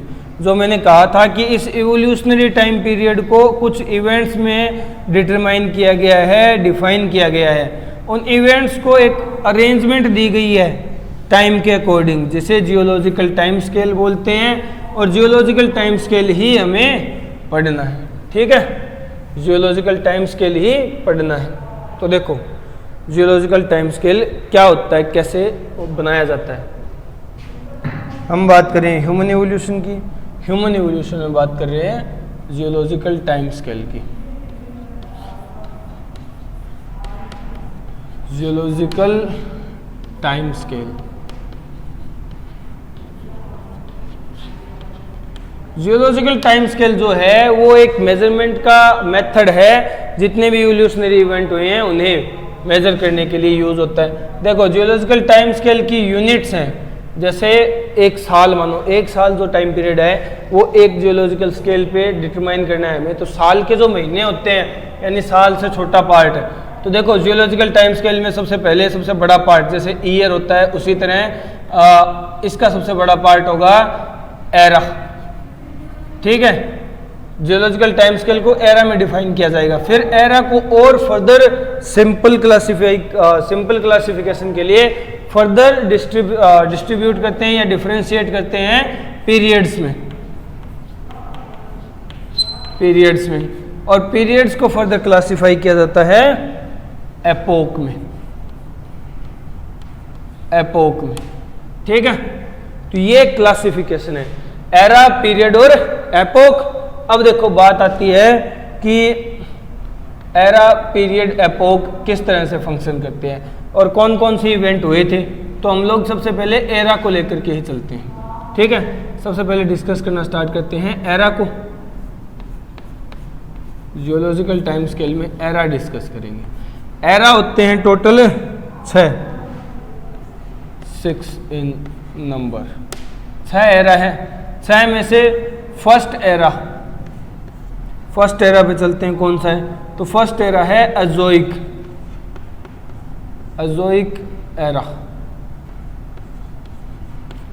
अजोइक एरा मतलब जहां कोई लाइफ नहीं थी। इस टाइम तो खुद अर्थ बन रही थी, यानी अर्थ का इवोल्यूशन चल रहा था। ठीक है, तो अर्थ इवॉल्विंग, अर्थ इवॉल्व हो रही थी। ठीक, अर्थ का इवोल्यूशन हो रहा था और वो भी केमिकल मेथड से, केमिकल इवोल्यूशन, केमिकल इवोल्यूशन हो रहा था। No life form exist, no life form exist, कोई लाइफ फॉर्म एग्जिस्ट नहीं करती। इस एरा के दौरान इस अर्थ पे कोई लाइफ नहीं थी, किसी भी तरह की, visible, invisible, simpler, complex, smallest, largest, कोई लाइफ फॉर्म नहीं थी। क्लियर है? तो ये आर्कियोजोइक एरा है, सॉरी अजोइक एरा है। फिर हम चलते हैं सेकंड एरा की तरफ, फिर हम चलते हैं सेकंड एरा की तरफ। सेकंड जो एरा है उसका नाम है Archaeozoic, Archaeozoic, Archaeozoic era. Archaeozoic जो एरा है उसको कैसे क्लासिफाई किया गया कि ये वो ऐसा एरा है जिसके अंदर फर्स्ट टाइम लाइफ अपीयर हुई थी, लाइफ अपीयर हुई थी। ठीक है, बट वो लाइफ कैसी थी? इनविजिबल लाइफ थी, इनविजिबल लाइफ, ऐसी लाइफ जो नॉर्मली दिखे नहीं। मतलब लाइफ को सस्टेन करने वाले कंपोनेंट्स बन गए थे इस टाइम के दौरान। ठीक है, लाइफ को सस्टेन करने वाले कंपोनेंट्स बन गए थे। तो ये जियोलॉजिकल टाइम स्केल है, एरा है 6 हैं और 6 एरा को इस तरह से डिफरेंशिएट किया गया है। जल्दी से वीडियो को पॉज करो और नोट डाउन कर लो। फिर सेकंड के बाद हम थर्ड एरा पे चलते हैं। ये आर्कियोजोइक एरा था। अब हम चलते हैं थर्ड एरा की तरफ। 6 हैं टोटल, तो एक एक करके सारे डिस्कस करेंगे और एरा के अंदर ही पीरियड डिस्कस हो जाएंगे और पीरियड में फिर एपोक डिस्कस कर लेंगे। तो देखो नेक्स्ट थर्ड टाइप का जो एरा है, थर्ड टाइप का जो एरा है वो कहलाता है Proterozoic, Proterozoic, Proterozoic era. Proterozoic era को एक स्पेशल नाम भी दिया जाता है, इसे कहा जाता है pre Cambrian, pre Cambrian era. ठीक है, प्री कैम्ब्रियन एरा ही है। नेक्स्ट इसकी कैरेक्टरिस्टिक के अकॉर्डिंग इसको स्पेसिफाई किया गया है कि इसके अंदर फर्स्ट विजिबल लाइफ, जैसे बैक्टीरियाज वगैरह, विजिबल लाइफ अपीयर हुई थी, लाइफ अपीयर हुई थी, विजिबल लाइफ अपीयर हुई थी। समझ रहे हो? चलो, सेकंड विजिबल लाइफ अपीयर हुई थी, तो ये इस वजह से लार्जेस्ट एरा है, लार्जेस्ट एरा है। ठीक है, समझ बताया गया है कि ये एरा सबसे बड़ा है प्रोटेरोजोइक। प्री कैम्ब्रियन क्यों बोला, ये तुम लोगों को आगे वाला पॉइंट डिस्कस करूंगा तब समझ आएगा। फर्स्ट विजिबल लाइफ अपीयर हुई थी प्रोटेरोजोइक, प्रोटेरोजोइक, सॉरी जोइड नहीं, प्रोटेरोजोइक एरा के अंदर। ठीक है, प्रोटेरोजोइक एरा में पहली बार लाइफ अपीयर हुई थी। अब हम चलें आगे और बात करते हैं नेक्स्ट पॉइंट की, फोर्थ टाइप का एरा। पहले इस वीडियो को पॉज करके नोट डाउन कर लो। अब चलते हैं फोर्थ एरा की तरफ कि जियोलॉजिकल टाइम स्केल में फोर्थ एरा कौन सा है। तो देखो फोर्थ जो एरा है उसका नाम है पैलेयोजोइक, पैलेयोजोइक एरा। ठीक है, पैलेयोजोइक एरा में क्या होता है? पैलेयोजोइक एरा वो एरा था जिसको हम लोग स्पेसिफाई करने के लिए फर्दर पीरियड्स में डिवाइड करते हैं। फर्दर पीरियड्स में डिवाइड करते हुए पीरियड बनते हैं 6, पीरियड बनते हैं इसके 6। अब 6 पीरियड्स को याद रखने की ट्रिक है, 6 पीरियड्स को याद रखने की एक ट्रिक है, और याद रखने ही पड़ेंगे, सिंपल सी बात है। तो देखो 6 पीरियड कौन कौन से हैं। सबसे पहले है कैम्ब्रियन, नाम समझ आया ना, इसीलिए मैंने इससे ऊपर वाले जो टेक्सा है यानी जो कि एरा है उसको प्री कैम्ब्रियन एरा बोला था, क्योंकि इसके बाद जो पीरियड आने वाला है वो कैम्ब्रियन पीरियड है अपने पैलेयोजोइक एरा का। क्लियर है? अब देखो नेक्स्ट कैम्ब्रियन है और ऑर्डोविशियन है, ऑर्डोविशियन और सिलूरियन है,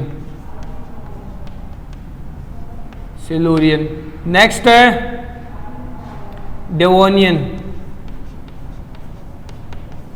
डेवोनियन और नेक्स्ट है फिर कार्बोनिफेरस,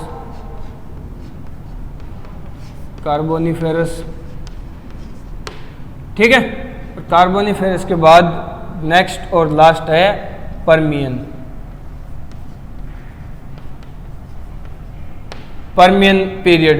ठीक है, तो ये इस एरा के पैलेयोजोइक एरा के पीरियड्स हैं। अब पीरियड्स को क्लासिफाई करते हैं, पीरियड्स को क्लासिफाई करते हैं। तो देखो ऑर्डोविशियन एक ऐसा पीरियड है मोस्ट इंपॉर्टेंट जिसके अंदर फर्स्ट कोऑर्डिनेट है, जो फर्स्ट कोऑर्डिनेटा अपीयर हुआ था।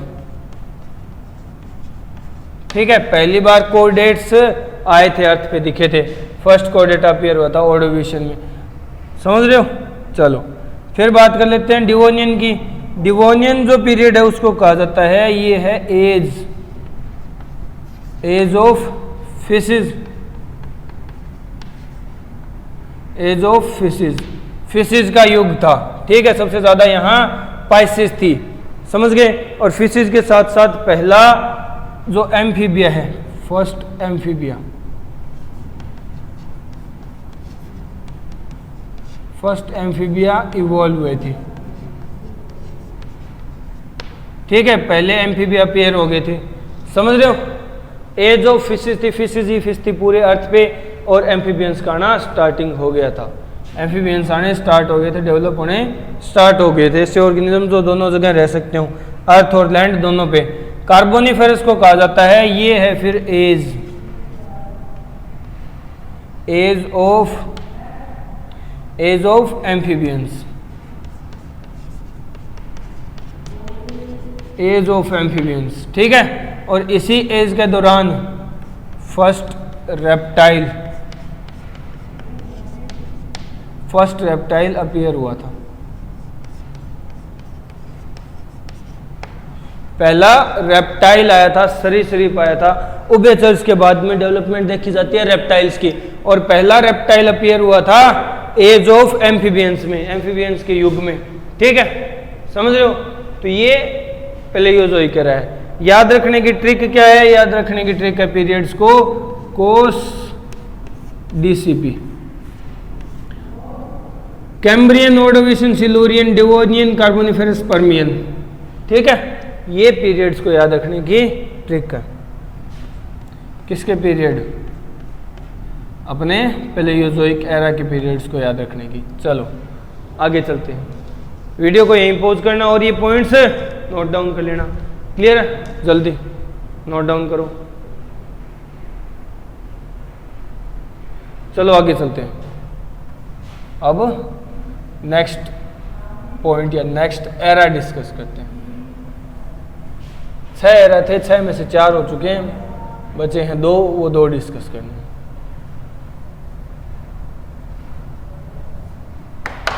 तो देखो नेक्स्ट जो एरा मैं डिस्कस करने वाला हूं वो है फिफ्थ एरा। और फिफ्थ एरा में या फिफ्थ एरा कौन सा है, तो देखो फिफ्थ एरा है Mesozoic, Mesozoic era. Mesozoic era में क्या हुआ था, पहली बात तो मीजोजोइक एरा को कहा जाता है एरा ऑफ रेप्टाइल्स, रेप्टाइल्स का एरा, ये क्लियर है। अब देखो इस एरा में कौन कौन से इवेंट परफॉर्म हुए थे, तो इस एरा को क्लासिफाई करने के लिए हम लोग इसे पीरियड्स में डिवाइड कर लेते हैं, ठीक है। एरा को फर्दर अगर क्लासिफाई करेंगे तो उसके हम लोग करेंगे पीरियड्स। तो देखो मेसोजोइक एरा डिवाइड होता है, डिफरेंशिएट होता है 3 पीरियड्स में, ठीक है, 3 पीरियड्स में। कौन कौन से, पहला Triassic, Triassic, second Jurassic, second Jurassic, और थर्ड है क्रिटेशियस, क्रिटेशियस, टेरेसिक, जुरासिक और क्रिटेशियस पीरियड। अब देखो इनकी कैरेक्टरिस्टिक क्या क्या है। तो टेरेसिक पीरियड वो पीरियड था जहां सबसे मैच्योर्ड, सबसे डेवलप्ड रेप्टाइल जो कि डायनासोर्स हैं,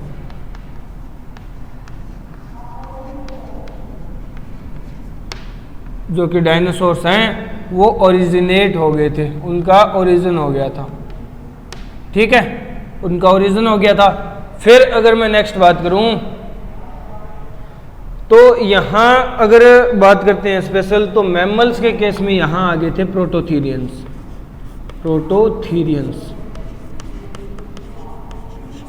प्रोटोथीरियंस इवॉल्व हो गए थे, अपीयर हो गए थे यहां पर, ठीक है। नेक्स्ट बात आती है जुरासिक की।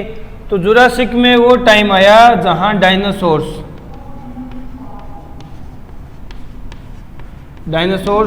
की क्लाइमैक्स नजदीक आ गई है, वो एक क्लाइमैक्स कम्युनिटी बन गए हैं, उनका क्लाइमैक्स हो रहा है, ठीक है। और डायनासोर्स का क्लाइमैक्स हो रहा था, उसी टाइम यहां प्रेजेंट थे मेटाथीरियंस,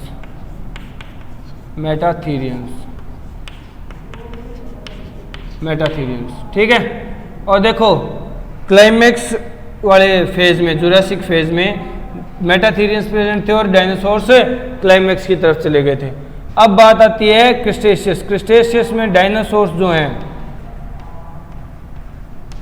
जो कि डायनासोर्स हैं वो एक्सटिंक्ट हो गए थे, अब एक्सटिंक्ट होने के साथ साथ कैरेक्टरिस्टिक क्या थी कि क्रिस्टेशियस पीरियड के डायनासोर्स जब एक्सटिंक्ट हो रहे थे उस टाइम यहां इवॉल्व हो चुके थे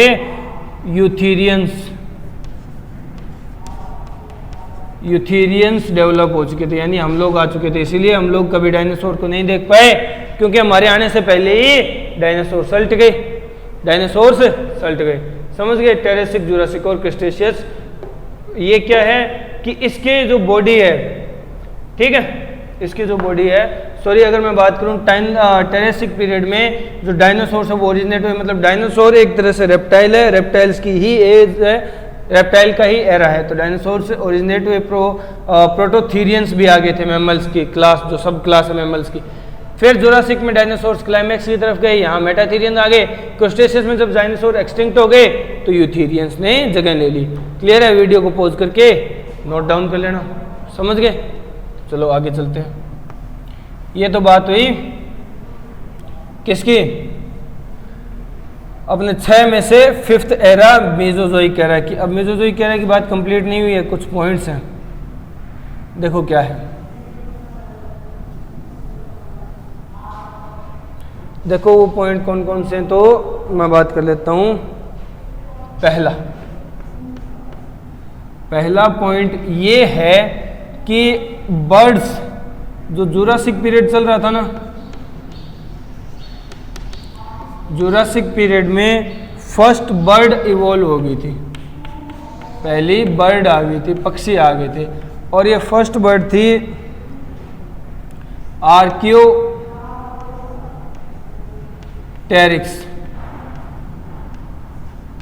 आर्क्योप्टेरिक्स थी, ठीक है, क्लियर है।